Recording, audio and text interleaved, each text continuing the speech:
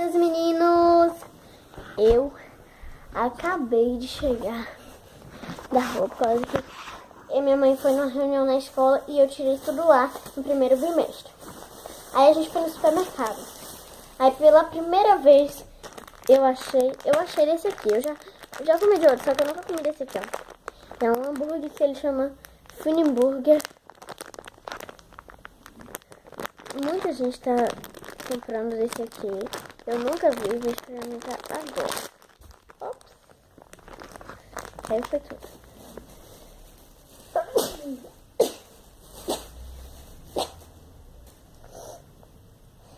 Pera aí. Gente, então, eu já escolhi qual eu vou querer.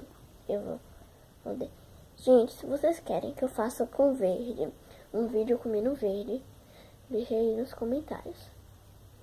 Bora lá. Assim. Ai, ai, ai, ai, ai. É muito dura.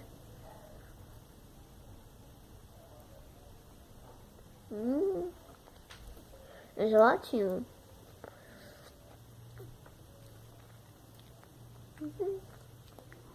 Tão gostoso.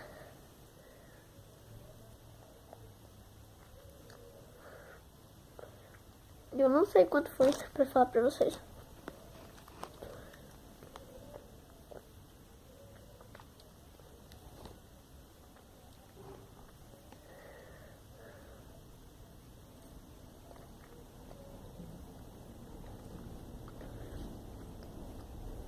Muito gostoso.